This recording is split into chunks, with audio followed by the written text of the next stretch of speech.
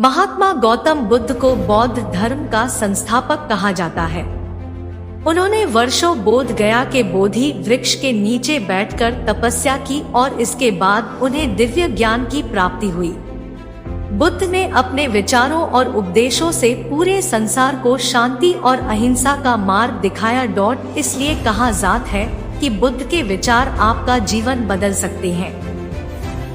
बुद्ध की आज की अमृतवाणी में आपको बताएंगे गौतम बुद्ध से जुड़ी एक ऐसी कहानी के बारे में जिससे आपके जीवन में खुशियां ही खुशियां रहेंगी, क्योंकि बुद्ध का मानना है कि यह पूरी तरह से आप पर ही निर्भर करता है कि आप खुशी या गम क्या लेना पसंद करते हैं।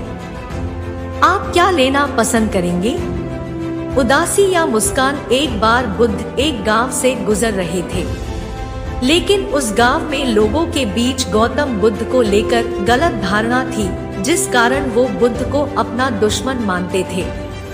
जब उस गांव में बुद्ध आए तो गांव वाले उन्हें बहुत भला बुरा कहने लगे और बदुआएं देने लगे, लेकिन इसके बावजूद भी बुद्ध गांव वालों की बात शांति से और मुस्कुरा कर चुपचाप सुनते रहे। गांव वालों ने देखा कि उनकी बातों का बुद्ध पर कोई असर नहीं हो रहा है और वे विनम्रता से उनकी बातें सुन रहे हैं।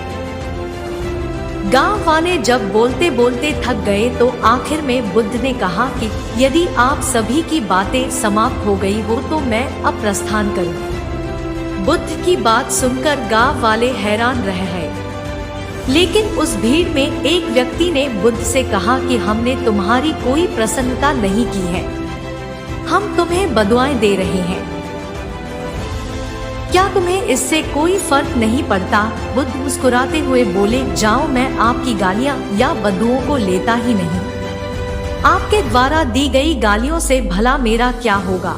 जब तक कि मैं आपकी गालियों को स्वीकार ही नहीं करता इसका कोई परिणाम ही नहीं होगा।